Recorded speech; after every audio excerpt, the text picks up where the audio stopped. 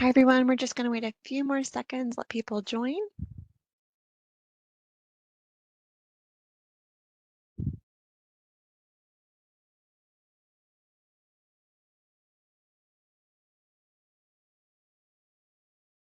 Okay,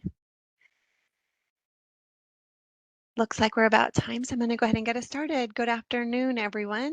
Thank you so much for joining us for this fourth and final session of the RESEA Evidence Building Week. My name is Corrine Saunders. I'm part of the RESEA Evaluation Technical Assistance team here at APT, and I'm really pleased to welcome you here. And I want to get us started in just a moment. I have a couple short reminders about our webinar. So the audio for attendees is going to be muted throughout to minimize background noise, but we encourage you to use the chat feature both for technical issues. If you have any trouble or if you have any need for help with your technical connections, please let us know in the chat feature. But also if you have questions as the presentation is going, we will have some dedicated time towards the end to address those questions, but please drop them in as you have them. And finally, just a quick note that we are recording this session and that the webinar will be posted online later. So with that, I'd like to turn it over to Michelle Beebe, who's going to get us started with some opening remarks. All right, thanks so much, Corinne. And hello, everyone. Thank you so much for being here. We're really excited to embark on our fourth session of our RESEA Evidence Week. So thank you. My name is Michelle Beebe. I am the Deputy Administrator with the Office of Unemployment Insurance here at the Department of Labor. And we have so very much appreciated the engagement from the states, the researchers, the evaluators, and we're really looking forward to continuing our work together, not just in today's session, but for years to come. Today's session is really focused on the future of the RESEA evidence, the vision of where we hope to be in a few years, and our plan for getting there. The foundation that is being set now is for RESEA to become a program that is flexible, a program that is effective, and a program that is long-term and evolving. As mentioned in previous sessions, this is now part of the Social Security Act. This is a permanent program that really serves such an important bridge in our unemployment and our workforce programs for helping people get back to work. Together, we are working to integrate this evaluation into program design, and we're excited that here and in our previous sessions, we've been able to hear from states that are sharing their experiences, how they've overcome challenges, what interventions are currently being evaluated, and where there are gaps that might need to be filled, that we're hoping this collective group can step in and rise to the challenge. I think the key underlying message for all of this is that collaboration is absolutely essential to success as we're building this RESEA evidence building body of work. So we've heard about partnerships across state agencies. We've heard about evaluators sharing lessons in peer-to-peer events, contributions from multiple evaluation partners. And within the department, we of course have a number of partners that are at the table, both in this session and then in the broader administration with the Office of Unemployment Insurance. We've got our colleagues at the Chief Evaluator's Office. We have the Office of Policy Development and Research. And they're all working together essentially to identify common goals, to share information, and to lend support for this broader culture of learning and RESEA evidence building. So at all levels, we're coming together to build this culture of learning, and it requires program expertise. It requires data analysis. It requires us to share findings, to communicate together about what we're learning, what we're trying, and how we're improving. So looking forward to restating the vision from what we've heard in previous sessions and hearing from our panel on this future of how we continue this important work forward with the RESEA. We want it to be flexible, we want it to be effective, and it's here for the long term. So thank you again for taking the time to attend the sessions this week, for asking questions and participating in the office hours that are occurring. And I'm going to turn it over to Evan Murphy from the Chief Evaluation Office to get us started in today's session. Thank you. Thank you, Michelle. Well, hello, everyone. My name is Evan Murphy. I'm an evaluation specialist with the U.S. Department of Labor's Chief Evaluation Office. I manage a variety of projects aimed at building evidence for DOL programs, including RESEA and the evidence building and implementation study, as well as the evidence building portfolio project. Today's webinar and session is going to look ahead at what we can expect from the great work states are doing in our RESEA evaluation. We're going to talk about some DOL-led initiatives to support and build on states' efforts as well. We're going to discuss the vision for future RESEA evidence building and program development. We're also going to provide an overview of how CLEAR can support building the RESEA evidence base and what states can expect after submitting studies to CLEAR for review. Finally, we're also going to discuss how the Department of Labor and states can partner and leverage RESEA evaluation for future program development. Next slide. Well, we've already heard from Michelle Beebe. She's the Deputy Administrator at OUI. I'm also joined by my colleague, Kelly Gleason, who's a Senior Mathematical Statistician in the Chief Evaluation Office. And of course, we have Larry Burns here, a Workforce Development Specialist for OUI. In addition to our U.S. Department of Labor colleagues, we also have some presenters from the RESEA Evaluation Technical Assistance team. Today, you're going to hear from Angelique Crutchfield, a Senior Analyst at App Associates, as well as Demeter Nightingale, an Institute Fellow at Urban Institute, and Corinne Sanders, a Senior Associate at Apt Associates. Now that you know about today's presenters, I also want to find out who's in the room today. We're going to have a quick poll, just like yesterday and the day before. We really want to see who's attending these and understand who's in the room with us. So if you can, the poll's going to be popping up on your right side, and just please respond to the organization affiliation that best suits you. We'll give everyone a couple of moments.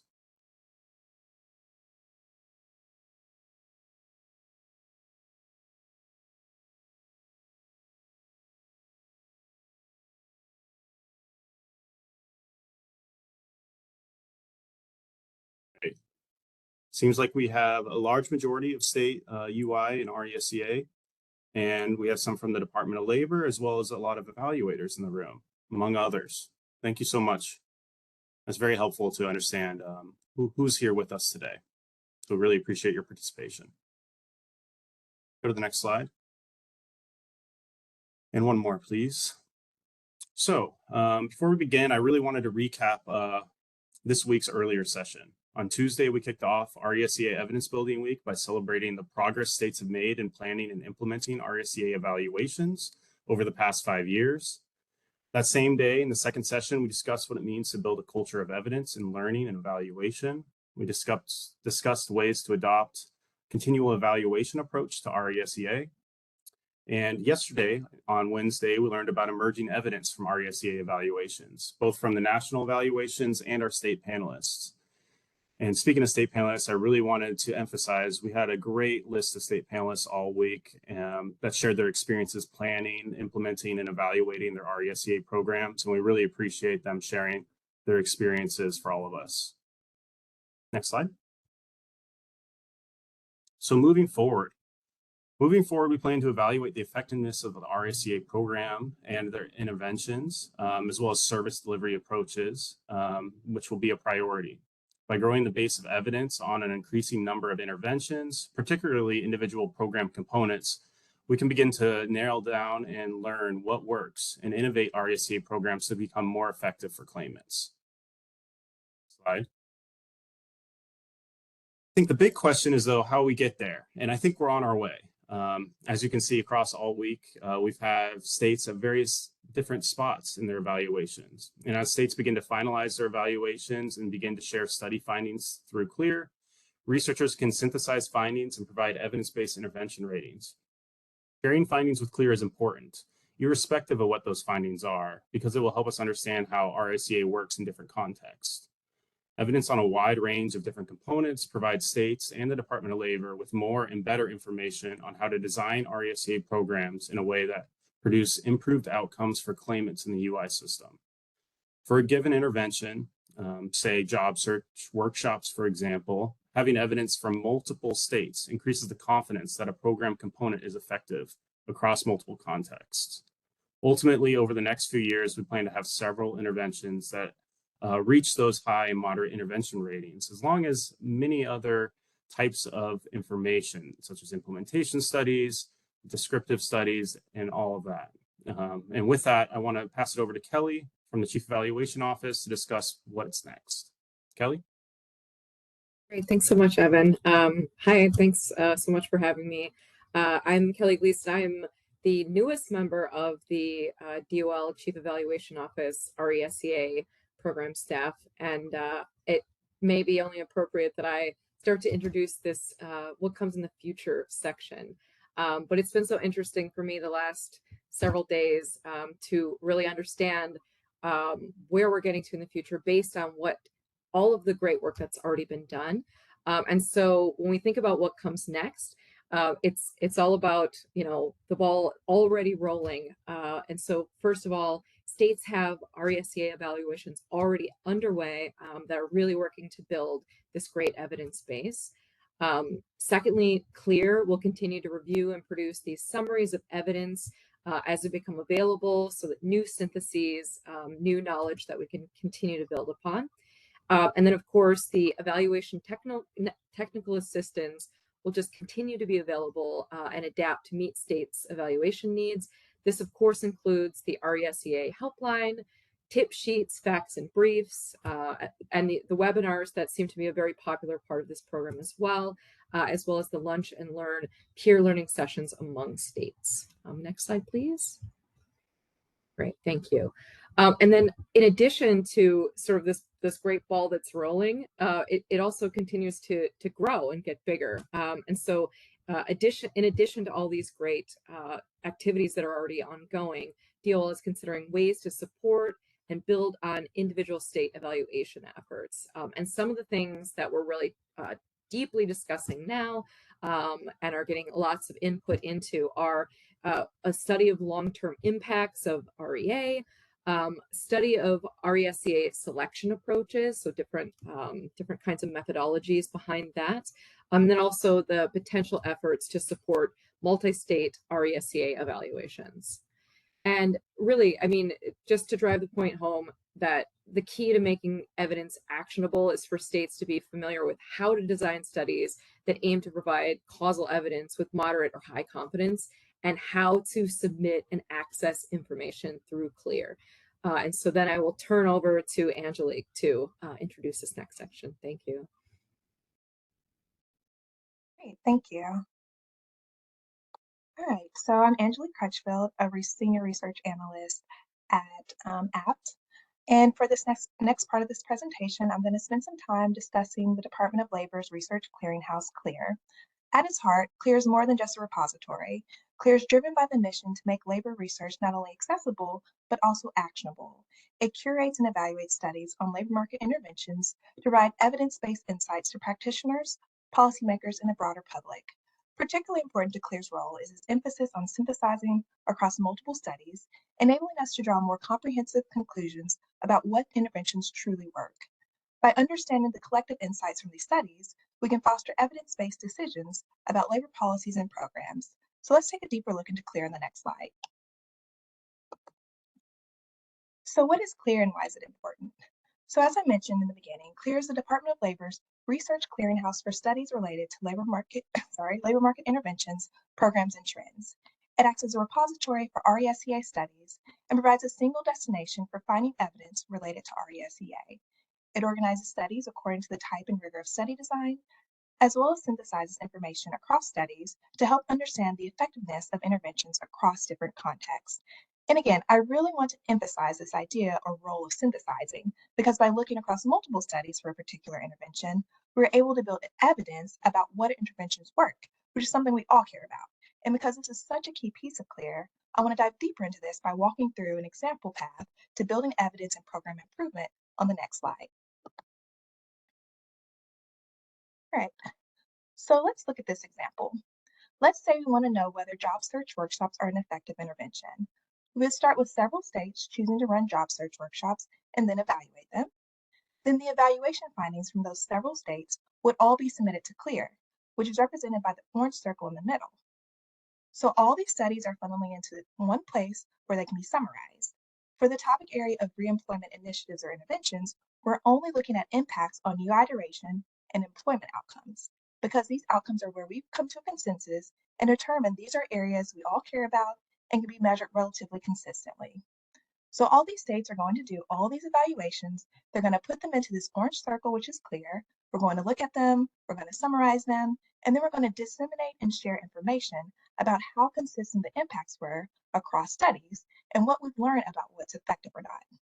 Depending on the number of studies and the consistency of findings, interventions are given a rating, which I'll discuss more in the next slide, which basically tells us how confident we are in the effectiveness of our intervention.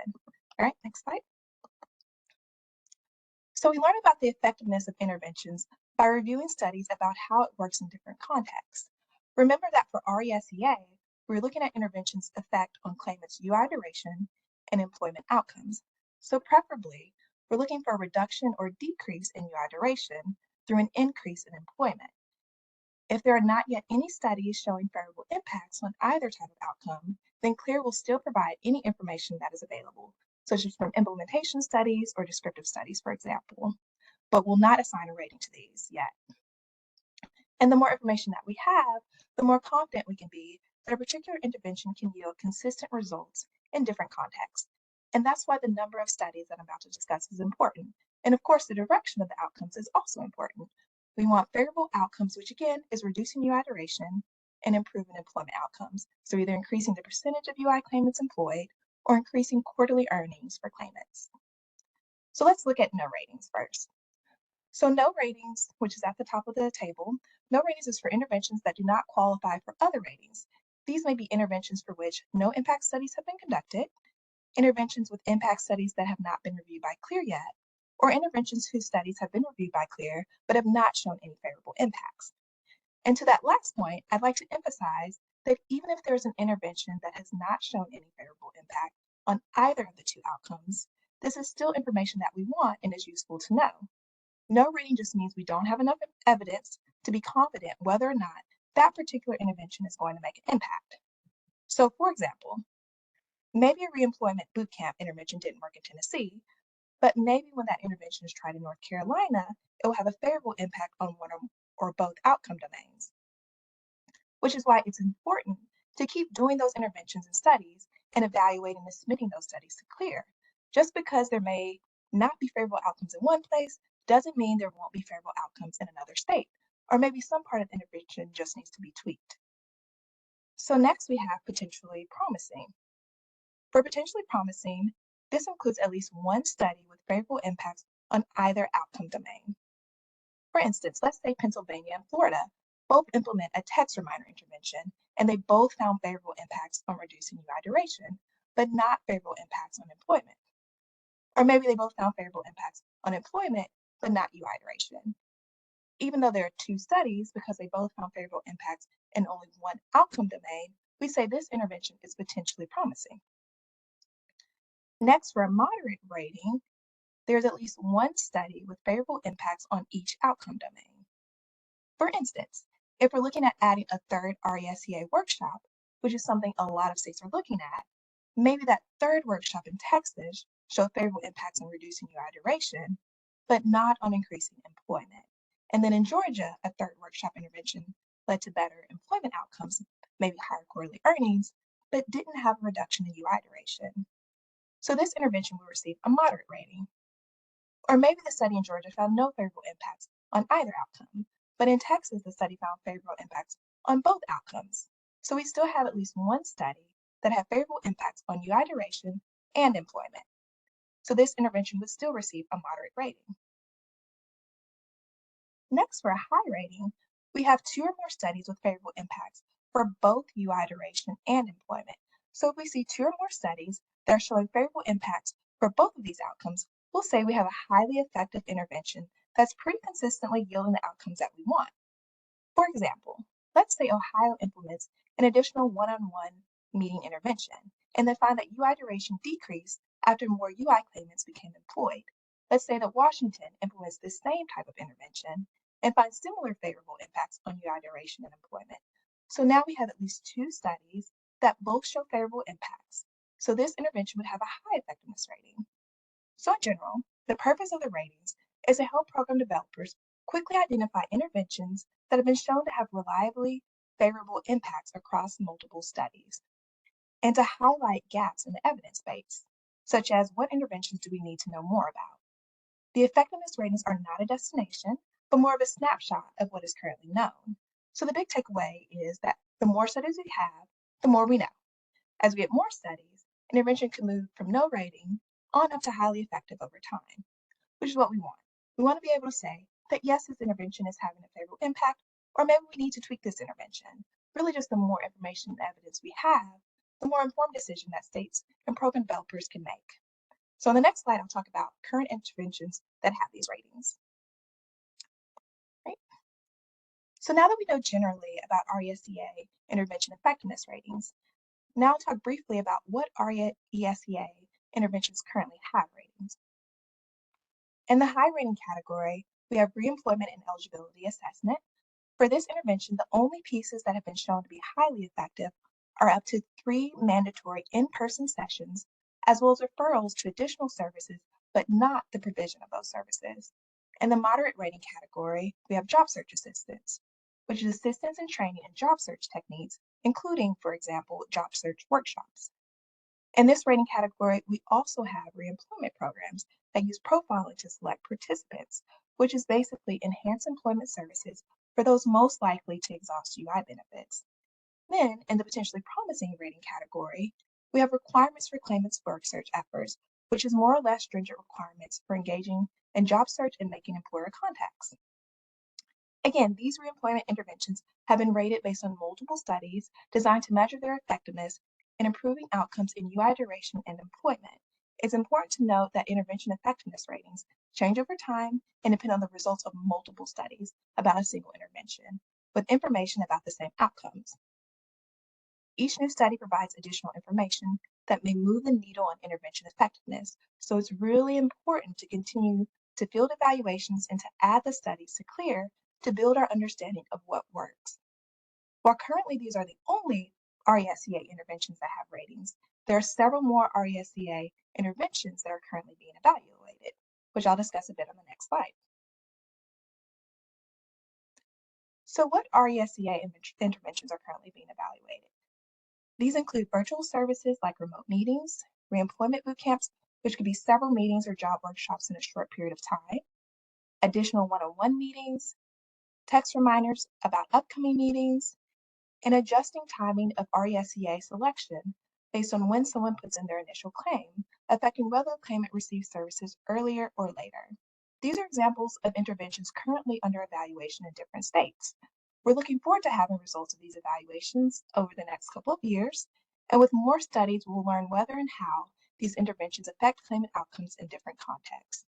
On the next slide, we'll discuss the types of studies that contribute to our understanding of intervention effectiveness.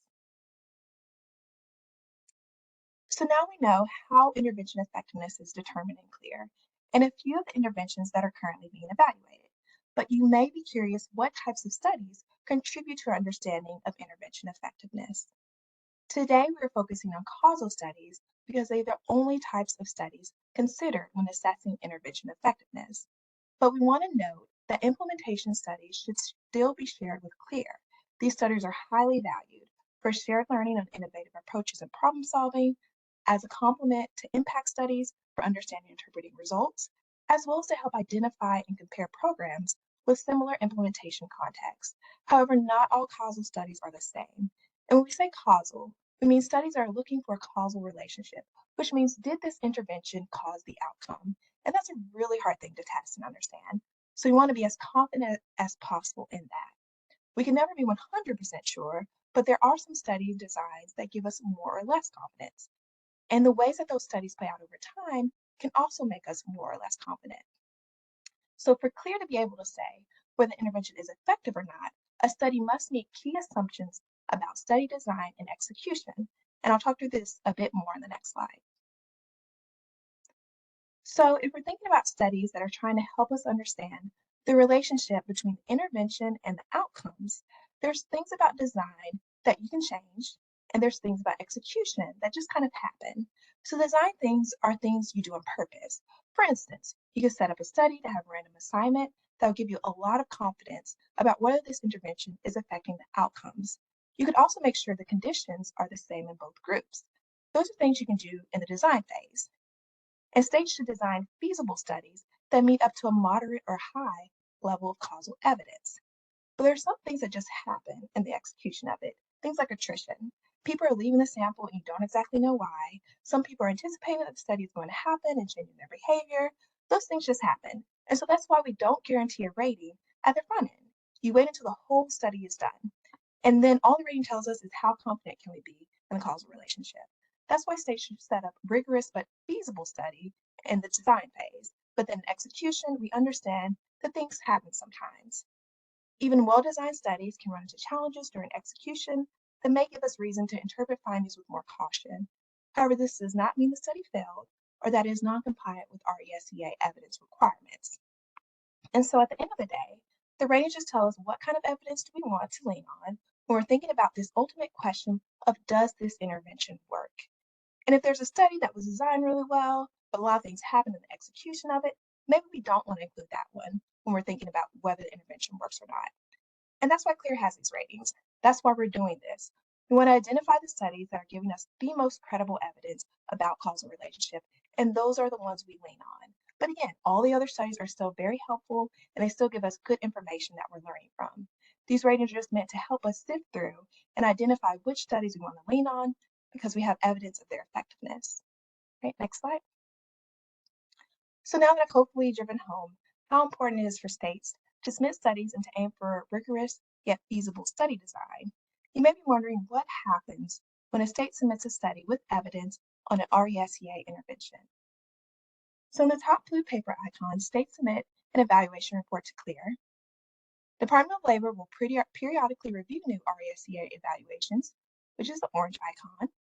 As soon as a review is completed, a full study profile will be added to the CLEAR website, which is the gray dissemination icon, that describes what the intervention was, the context where it was studied, the design of the study's ratings, and what the study found.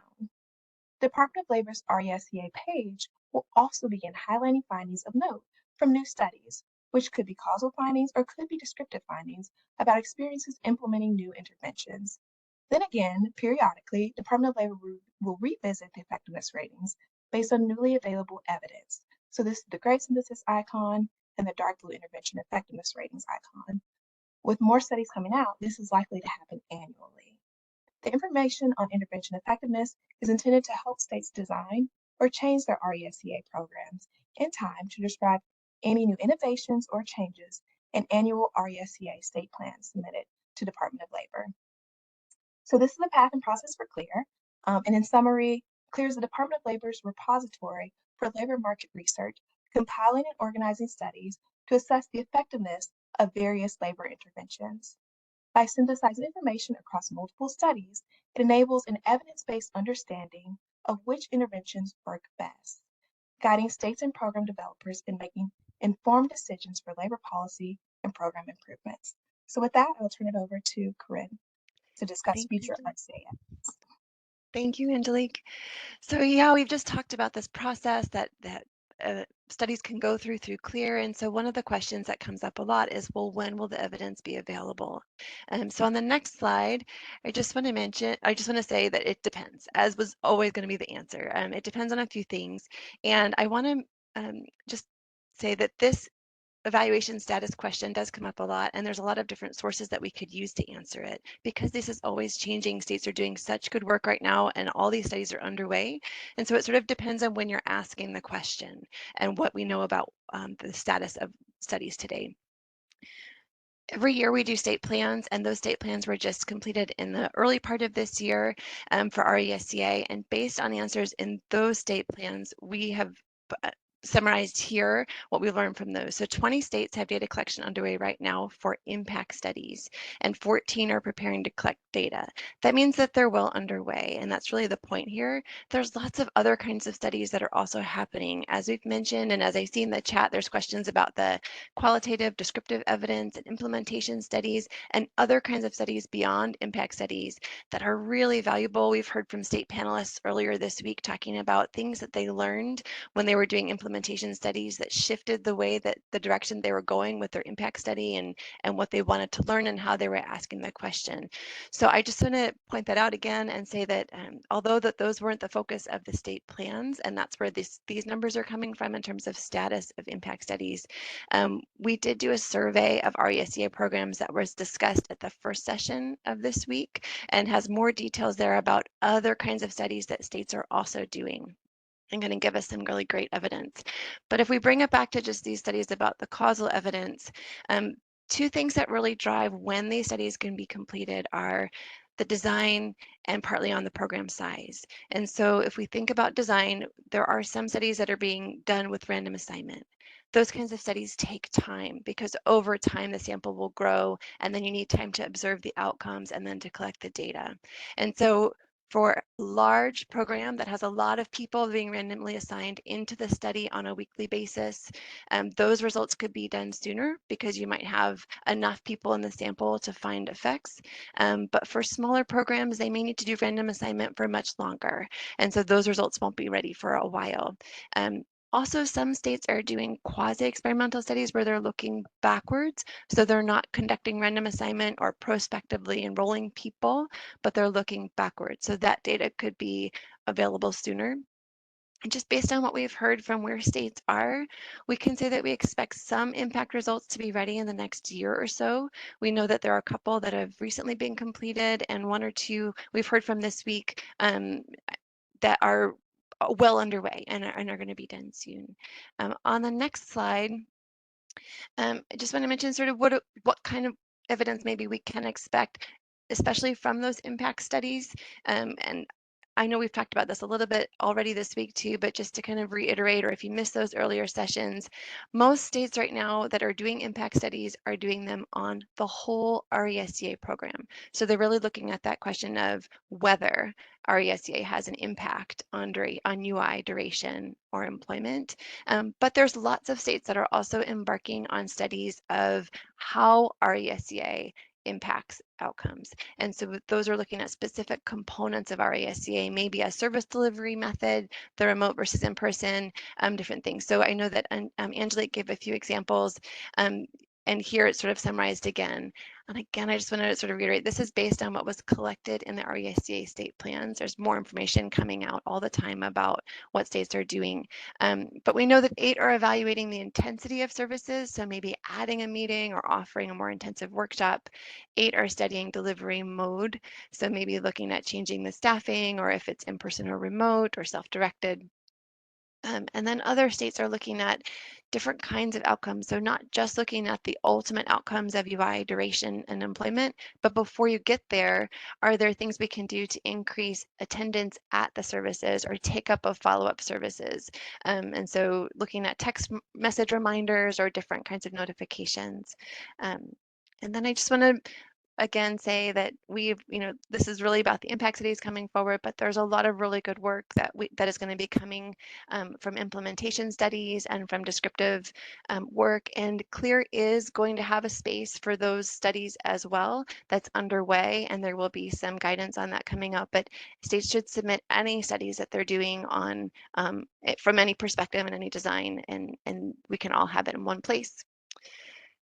That concludes sort of our presentation piece, and I want to move us into the discussion piece. I know that we've sort of just talked about a lot of information, but there's some things that are kind of more nuanced, and we thought we would turn it over to the experts. And so we have a panel here today. We have Evan Murphy from the Chief Evaluation Office, and from that perspective, from that federal evaluation perspective, we have Larry Burns from the program OU from Office of Unemployment Insurance and the perspective of program improvement.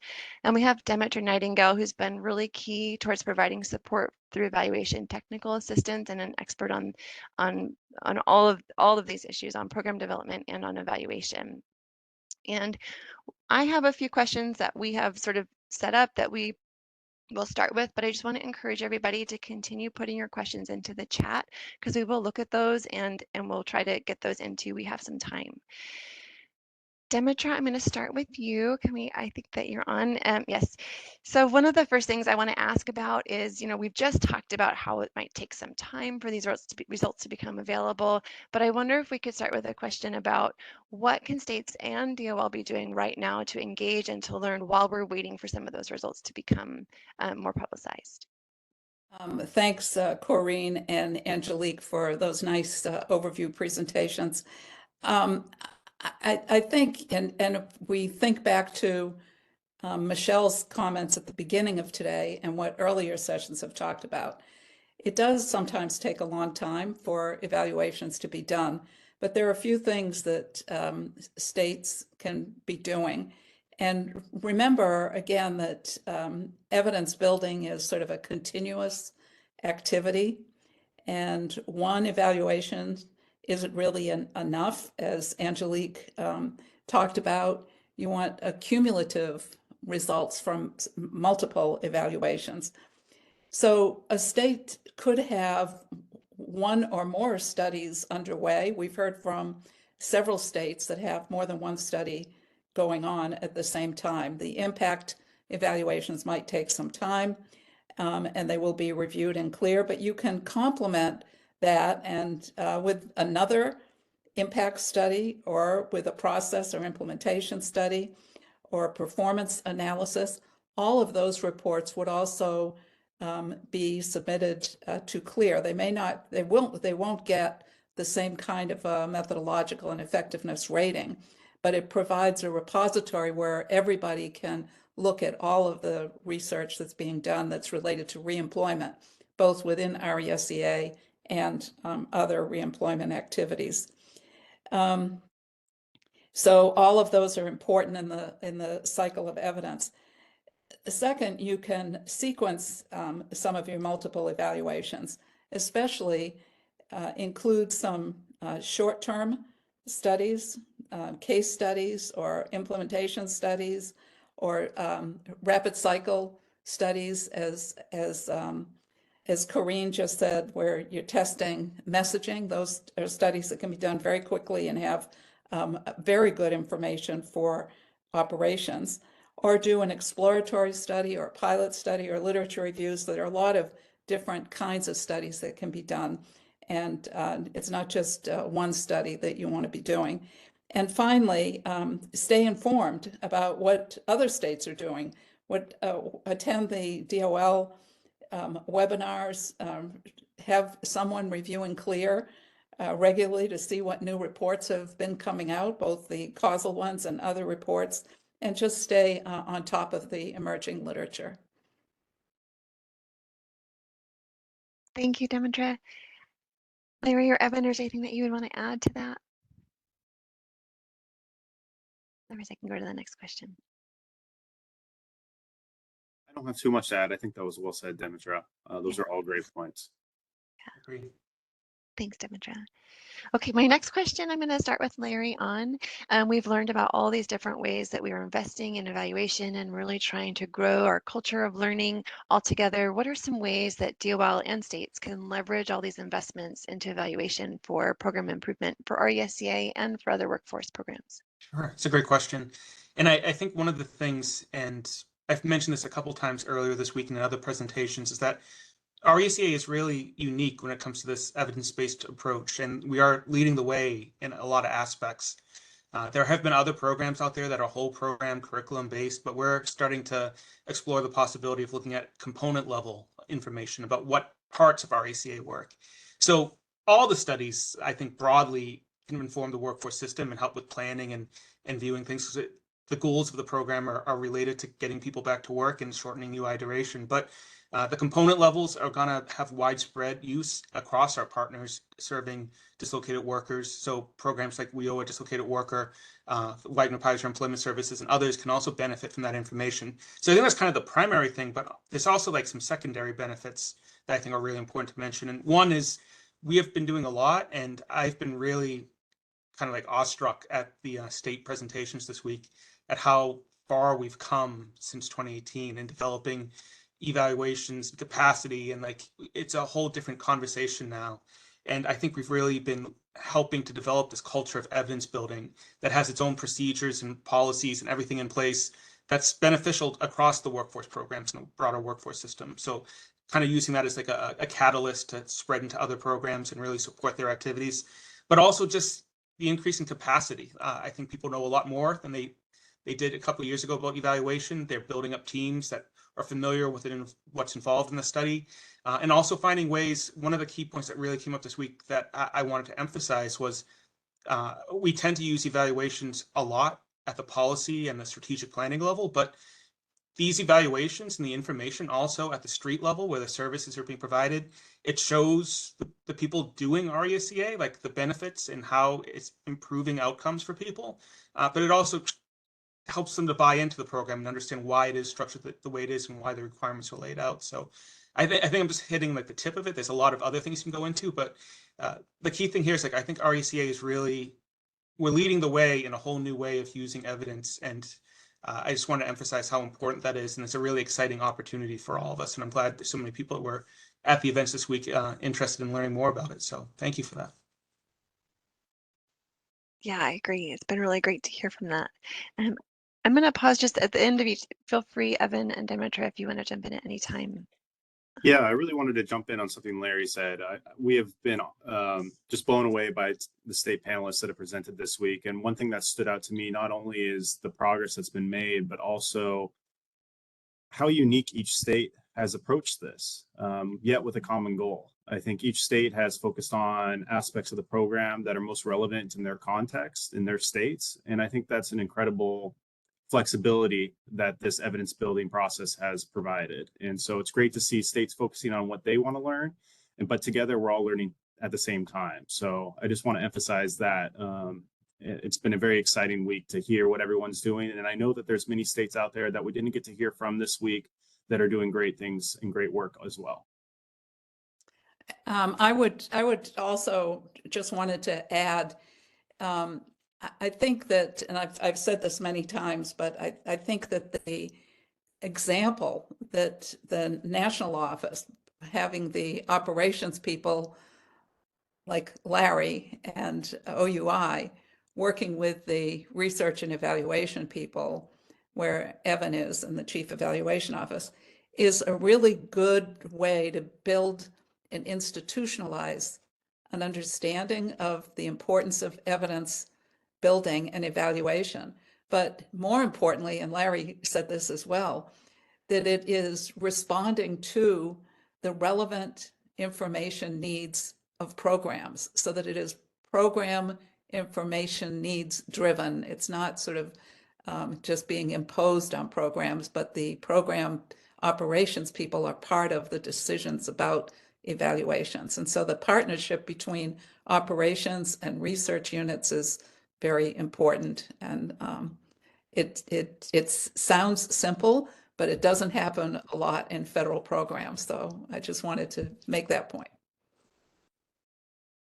That's great. Thank you. So we've heard a lot about progress, and we know that everyone's making progress, but we also sometimes hear about challenges that states are running into. And one of the more common themes is data challenges and access and sharing and collection. And so, Demetra, if you could just talk a little bit about ways that states can move forward, or the way that we all can really move forward when we're met with those kinds of challenges. Right. I mean, there are some, and I've been doing evaluations for many, many, many decades. And data is a huge issue, a huge challenge, and an essential part of building the evidence. And so some of the things that you can do is sort of both anticipating what kinds of data issues might come up, but also trying to prepare for some of the challenges. So I think there are a few points. One is to make data and a priority all the time, reviewing the data systems, correcting and modifying the data systems, reviewing the data fields and the quality, and conducting some program analysis using the administrative data that are available. So that ongoing analytic process in looking at, cleaning, and revising and updating the data systems is very critical. That said, it's also important, I think, to have your IT and data units as key partners in your evidence building and your evaluation planning, right from the beginning, all the time, not just for one study, but on an ongoing basis. So when issues do come up with data, they know already what you're doing, and they're already part of the evidence building system. The third, and when you're doing a study, and Angelique talked about sort of what happens as you're in the design phase, but then when you're executing evaluations, sometimes you need to extend the time periods for data collection. For example, if you want to increase the sample sizes. So you need to be prepared for that longer term access to the data, which means linking the data over time. So anticipating that you might need a longer term period is important, not only for building the databases, but allowing enough time for analysis. So, which can often and should often include long-term follow-up on employment and earnings outcomes. And so you need to anticipate that in advance and not sort of have it be a surprise to the data people. And finally, and really importantly, as we've heard this week, learn from other states and what other states' issues and problems have come up, and data issues come up all the time, and what they have done to resolve those issues. They're always resolvable one way or another, sometimes not easily, but always resolvable. And in session 1 and 2, the states discussed how they address the data challenges. So you can learn from other states as well. Yeah, that's true. I just wanted to briefly add, we've been looking here at DOL at new ways to allow states to learn from one another. We've been doing some lunch and learns as an opportunity for states to come in and learn from one another. This week has largely been motivated by that idea. So if there's any ideas, or if there's any particular state or evaluator that people would like to get put in touch with to begin to have those conversations, we're more than happy to help connect people. And us at DOL are going to be exploring new ways that we can make this a more regular information exchange among states. And I just wanted to briefly add to Evan and Demetra, one of the things that we've been highlighting this week is when thinking about data is to kind of think broadly about the different data sources that are available to use. And one of the things I know DOL, in partnership with our evaluation technical assistant team, has been doing a series of ongoing surveys about implementation of RESEA, and we've seen like a noticeable change in how many states are using administrative data to help inform their evaluations and their state plans. So we see a lot of that catching on, and I think that's also part of the culture of evidence, is to broadly be using all the data available to you, whether it be financial, administrative, your quarterly activity reports. All that is good data sources to help inform what you're doing as far as building evidence and guiding the program. So, yeah. Fantastic. Yeah. Okay, so say all the data goes well and the evaluation goes great, but the intervention doesn't show any effect. So I want to ask Larry about if you could talk a little bit about, as we're learning, any kind of study, if it's implementation study that finds that something is not working, or an impact study that shows no impacts, where do we go from there? How do we pivot from that? coming from the program side, I can understand that's probably a fear a lot of people have, especially as the evaluation's going on. And one of the things I think is like not to panic. There's a lot of reasons why that may happen, and it's not necessarily related to like the program design itself. It could have been the sample size was too small, or something was missing from the data collection, or tweaks that need to be made. So first of all, don't panic, but also don't be afraid to share what you've learned from those studies. All studies that we've done, regardless of what the findings are at the end, can feed into our broader understanding of RESEA and the evidence and how to move forward. So all those studies, I know when you have an evaluation that may not have strong outcomes associated with it, but it's still valuable to share and help us shape how to move forward. The other thing that's really important, the next step, I guess the third step, would be to like use that study to help inform the cycle of learning that is part of this evidence of culture. So what happened in that study, where do you need to know more, where do you need to fill in the gaps, and how can you shape your next evaluation based on what you found there.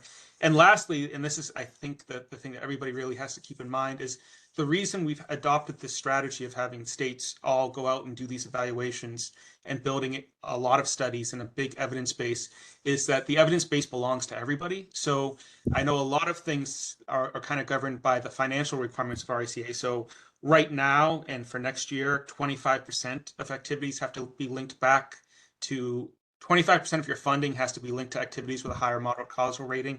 That goes up to 40% the next 2 years, and then it maxes out at 50% in a couple years from there. So the key thing there is that you can use evidence from other states to meet those requirements. So just keep in mind that this evidence base that we're all collectively building is going to be available to help with that moving forward. So don't panic, share the information, assess what you had to guide your future studies, and come back to CLEAR and the other resources to use the evidence to meet the requirements for the next year.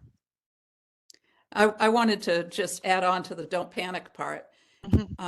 As it's important to think rationally about the especially causal impact evaluations, and for component or service evaluations where you're comparing one service to another service. It's probably an overstatement to say that these evaluations will determine what works and what doesn't work, because analytically it really is compared to whatever it is that the control group is getting, so that you may get null effects or no impacts for an intervention that you're trying. It doesn't mean that that intervention does not have some positive outcomes. As Larry just said, you could look at the outcomes. It just means that compared to the existing status quo service, it may not have statistically significantly more impacts. So it's always important to look at, and in evaluation jargon, we call that the counterfactual, look at what the control group is getting and be very cautious in how you interpret the findings that you get. So to me, all evaluations, especially all causal evaluations, are valuable. And as Larry said, you can learn from every evaluation, whether there are positive impact results or not. And so I would definitely second what Larry said. Don't panic, because there's always a silver lining in every study. Thank you. That's so good. I'm going to pivot a little bit, and we heard Angelique say that getting a high or moderate rating is not a destination. And so I want to ask the question to Evan about that. What happens after that? Is that, once you have a study that meets the ratings that you're that are high or moderate, what happens then? Great question. Well, many studies might not reach that high or moderate rating, but they can still provide insights about your program. This week we've heard from state panelists provide examples of how implementation studies, correlational studies, descriptive studies have all provided information and led to program change. Impact studies that don't reach that can still provide critical information on things like service delivery, the operations of the program, services, participation, partnerships. There's so many things that can be learned in an evaluation, even if it doesn't reach that high or moderate causal rating. Additionally, one other point that I think is really important, and we kind of discussed this in session 2, was kind of a main focus, is this idea of the culture of evidence. I know we've said it several times today and all week, but that really is the point here. The goal isn't to just do one evaluation, get that high or moderate causal rating and be done. The goal is to continue to learn and build evidence about different aspects and the effectiveness of the RESEA program. And so if a state submits, gets that moderate or high causal rating, I think that's just the beginning in a way. You may focus on the whole program. We heard today that a majority of states are focused on the whole program.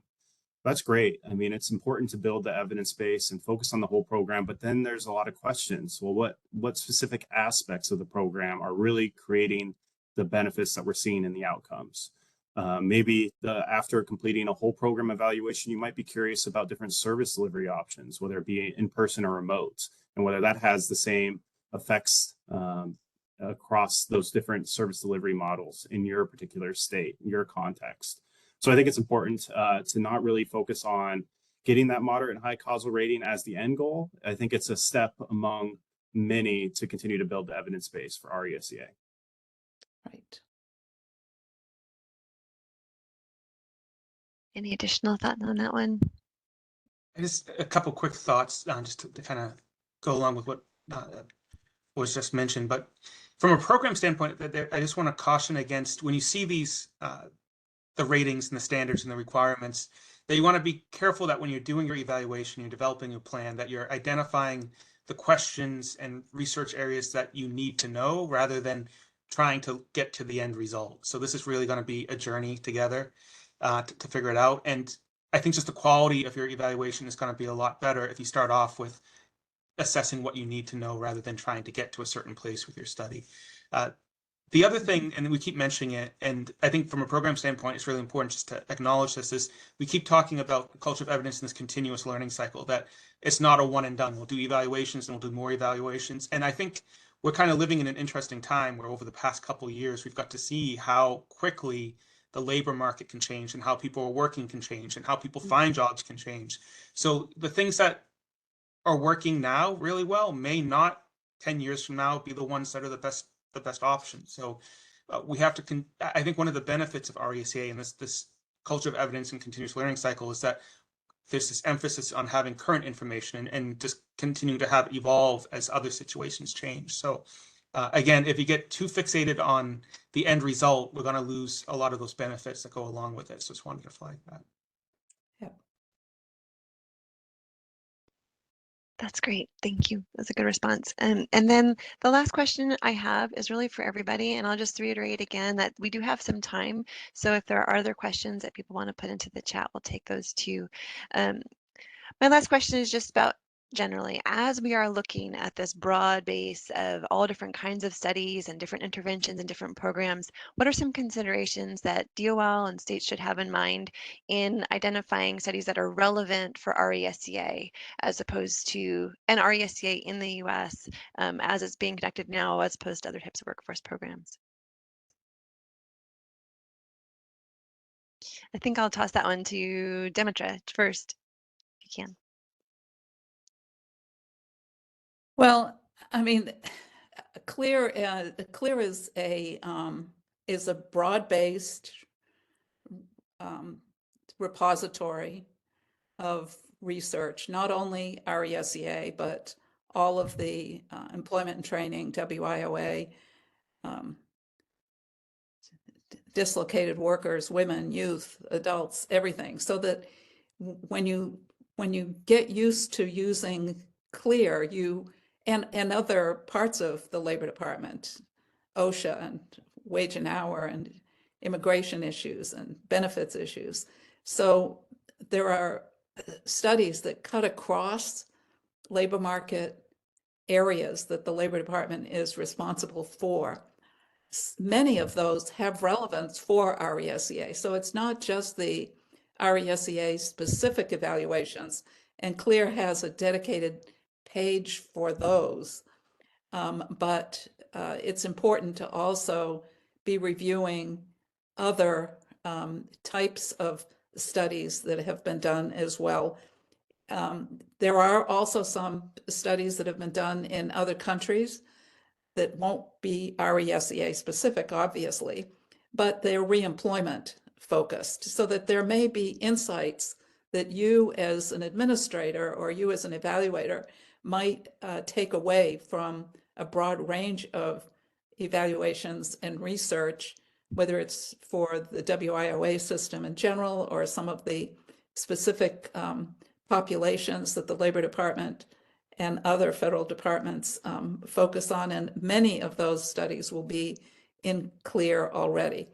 And as we've already said, it's not just the causal impact evaluations, but the performance analysis, the data statistical analysis, labor market analysis, and looking at sort of the business cycles and the changes in the employment and unemployment effects in the macro economy that are also important to look at. So all of those types of research together are things that you should be sort of accustomed to being aware of and for relevance to RESEA.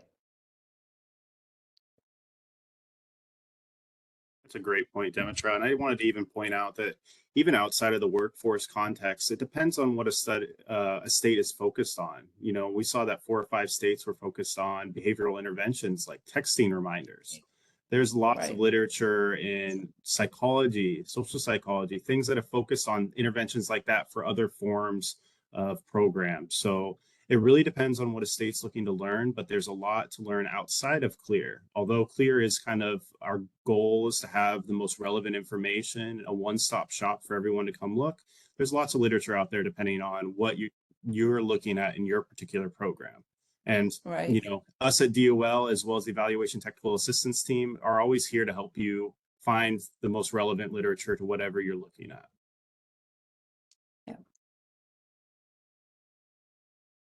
Thank you. And that's a great segue into a question that we've gotten in the chat. I know that we have talked a little bit about sharing evidence and that this belongs to the whole community that are learning. And I think this question is for you, Larry. You had mentioned that, you know, not to worry if a study produces no results, that you can sort of lean on evidence from other states. And this question is in particular about, I think, what you were talking about with the funding requirements. So it's saying, you know, previous UPOL stated that the program should be sufficiently similar to another program. What types of requirements are anticipated for one state to lean on another state's evidence? So I think one of the things we're trying to do here is we're trying to think ahead, because we're still in the process of getting some of the RECA studies themselves. And currently we're using a lot of REA studies that were, you know, RECA is based on it, but there are differences. So I know in the guidance, we've mentioned things about sufficiently similar and future requirements. And I think one of the things, just like RECA itself, the guidance is going to evolve as we start to see what some of these studies look like and what the findings are and what that means as far as being able to make those connections between different states as far as sufficiently similar. So I don't want to get ahead of myself until we start seeing some of the actual studies come in where we can start providing more detailed guidance on what that looks like. But, you know, our goal here is to make the evidence base usable. So we're going to try to find those connections of similarities as broadly as we can. And the way we structure the operating guidance is that if states are doing the minimum requirements, there's already a lot of similarity across the states. So I would just say more to come on that, especially once we start seeing some of the studies that will be coming in very soon. We'll be able to flush that out a little bit further. Great. Demetra, Evan, is there anything that you'd want to add or discuss on that one? Okay. I'll just briefly mention, you know, right now, Larry talked about this. We are relying on evidence from REA and things like that. You know, the goal is in a few years, hopefully we'll have a strong enough evidence base that we can rely on RESEA full program and component evaluations. But until then, we don't really know where we'll be a year from now. Depends on a lot of states and where their evaluations end up. So more to come, as Larry said. Evan, just to add on to that, our plan is to keep the REA studies in the evidence base until we have sufficient RECA studies. So for the interim, for the next year, at least, if not another year or two, the REA studies are still going to be what you can look to as far as the state planning requirements and the funding requirements. So that's still going to be in the evidence base for a couple more years, most likely. Thank you, Larry. That's great. I'm going to pause for just a second. I don't see any other questions coming through. We do have some time, but I'm going to turn it over to Evan to do some sort of some closing remarks. But if you do have some other questions come up, feel free to squeeze them in the last few minutes and we'll try to get to them too. I just would like to put a plug out. I know this week has been focused on the evaluation and evidence building, but I have seen some discussion and questions earlier on about other resources that may not be on CLEAR. So in addition to the studies that are out there, there's also a lot of tools we've developed, technical assistance, case studies, promising practices. So we have multiple places where we house things. So there are, in addition to the CLEAR resources, a lot of resources on reemployment connections, which is on Workforce GPS and the RESEA page. So if you're researching or looking to RESEA, I'd recommend looking in both places. Definitely CLEAR for the evidence-based requirements, but if you're also looking for some other examples from states or other information, we have a couple different places where you can find that. That's perfect, Larry. Great segue. I was about to mention some of these, and I'll share some of the links on the next couple slides. We just wanted to wrap up. This has been an incredible week. I really can't say it enough. We really appreciate all the state panelists sharing and everyone attending, and your continued commitment to building the evidence base for RESEA programs. We have another office hours at 4 p.m. today for state RESEA staff and their evaluators. They can join the evaluation technical assistance team. I think today's topic is analysis considerations and reporting. States have already received these invitations to these office hours separately from the RESEA helpline. So if you'd like the meeting invitation, you can please contact RESEA at apptosoc.com to be added. And on the next slide, you can see these additional information and resources. So Larry already mentioned this. The Workforce GPS RESEA page has links to other pages as well in there that are incredibly useful. It's kind of a great spot to look for resources. We also have the CLEAR webpage, which we discussed in length today. But there's also the RESEA evaluation toolkit, which is cross-posted on both of these sites. The toolkit's a great spot to look for tips on designing and launching RESEA evaluations, and has links to many resources that's been developed. And as always, you can contact the RESEA evaluation TA inbox at resea@apptosoc.com. With that, we're going to conclude. We want to thank you so much for attending today. Really appreciate everyone joining us, and we hope that this Evidence Building Week has been a valuable resource to all of you. We know that we've learned a lot from our state panelists and these conversations and questions, so we greatly appreciate everyone's attendance. With that, have a great day, everyone.